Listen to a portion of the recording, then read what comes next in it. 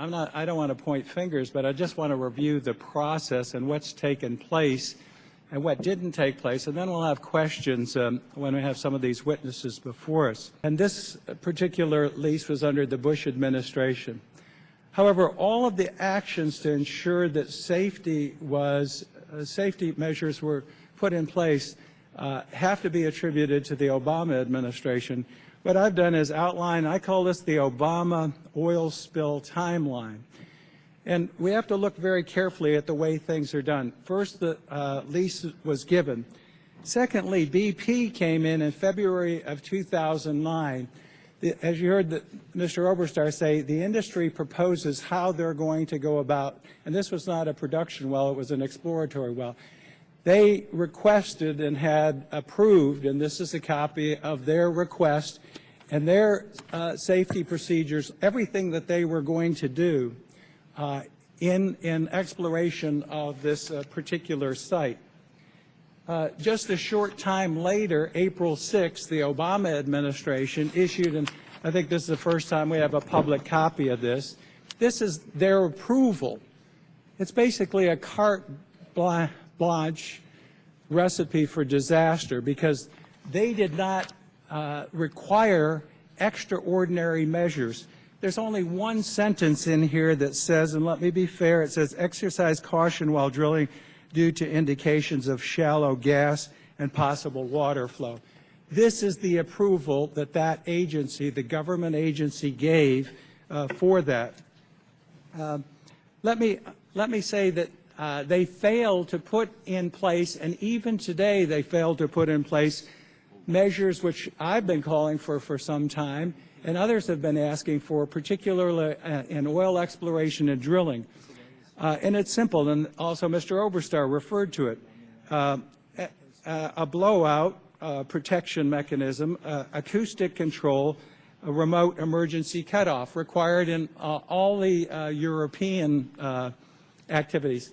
Now, let me ask you, too, why was BP developing a dome or a top hat to put over this after the incident occurred? I mean, simple prudence would say that you cover all the risks. Now, let me tell you why this is important. This is the Obama administration list of deep water sites. I don't know if we can put that up.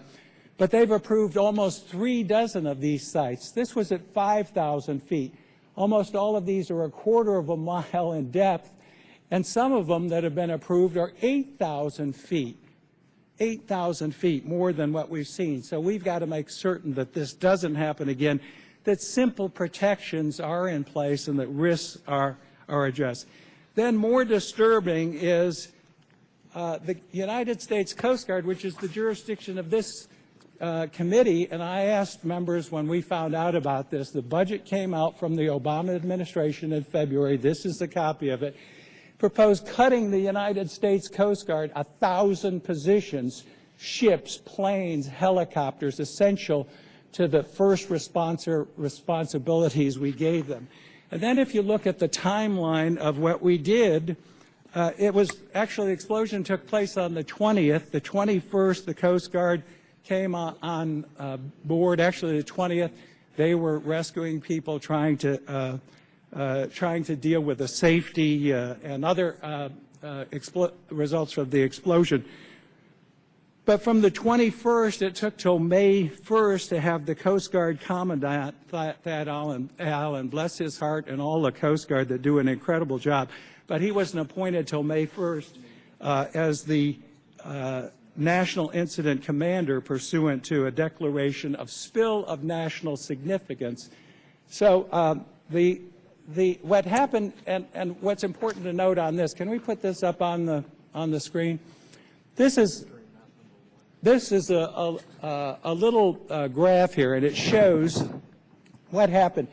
If you had gotten the spill and we had gotten on top of this immediately, you could have contained that, actually vacuumed up and contained some of the spill.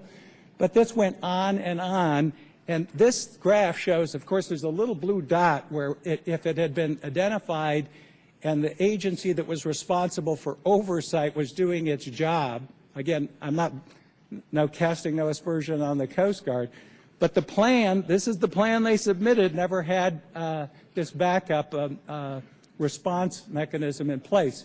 So it spread and it spread and it spread, and that's the story. Now, I share the President's desire, and the President, before this bill came out, this is the New York Times article, the President says, Obama to open offshore oil drilling. I have no problem with that. I've always supported particularly gas, but with oil, it's always been a safety factor that you have to make certain that you have safety provisions. None of them required. And then you come out with a proposal in February before this bill to gut the first responders, which I think is totally inappropriate. So we're here to get the facts. I'm not going to point fingers at BP, the private industry, when it's government's responsibility to set the standards, to do the inspections. I haven't gotten into the lack of inspections that they didn't conduct and they should have conducted, even with that small warning in one sentence in the permit that they issued. So, Mr. Chairman, I share your desire in making certain this doesn't happen again. It shouldn't happen again, and it must not happen again, and we'll work with you in that regard. Yield back. Thank the gentleman for his comments. Much of the criticism he raised, what I raised, but I think it's inflammatory to call it the Obama oil spill, and wrong. Those approvals that the gentleman cited were given early in the Obama administration by careerists who were not policy appointees. The budget cuts that the gentleman cites were in our committee budget submission that the Republican members of the committee and the gentleman himself all approved.